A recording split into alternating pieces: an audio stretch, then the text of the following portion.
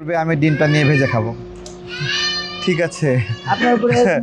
আসলে ডিমটা হলো প্রতিবাদের একটা অংশ।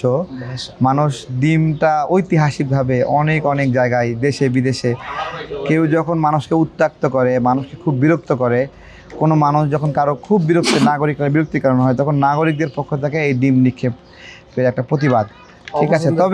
তবে কালকের ডিমগুলো ছিল পারমাণবিক ডিম নাকি ইউরেনিয়ামের ডিম ছিল না, স্লোগান দিয়েছে না, ইউরেনিয়াম ওইরকম ইউরেনিয়ামের ডিম ছিল মনে হয়, যেটা দিয়ে হাত পা অনেকে ভেঙে গেছে, ঠিক আছে। অদ্ভুত একটা বিষয়। আপনাকে ডিম মারলে তখন আপনি কি করবেন? হ্যাঁ, আপনাকে যদি সাপোজ ওই তো বললাম না, আমাকে ডিম মারলে ক্যাশ ধরে ভেজে খাবো আমি, ঠিক আছে।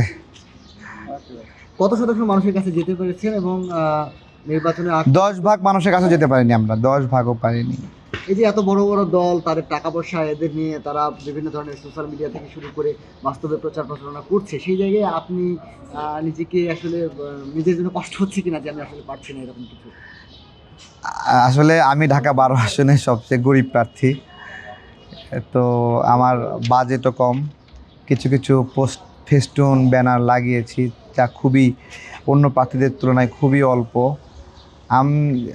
এখানে নাগরিকদের পক্ষ থেকে যদি সাপোর্ট না আসে তাহলে আমি ভালো করতে পারবো না। তবে অন্য প্রার্থী যারা আছে তাদেরকে চিনবে পোস্টারের মাধ্যমে, ব্যানারের মাধ্যমে, কিন্তু আমার অন্য কিছু কাজ আছে যেগুলোর মাধ্যমে আমাকে চেনে। আমাকে কেউ খুবই শত্রু মনে করে এই কারণে চেনে, আবার কেউ খুবই বন্ধু মনে করে এই কারণে চেনে। রাজনৈতিক মতপথ যাই হোক, কিছু বন্ধু তো আমার এলাকায় আছেই, তো তাদের ভোটটা আমি পাবো ইনশাল্লাহ। একবার বলছিলেন যে এটাই শেষ নির্বাচন, আপনাকে ভোট না দিলে লস।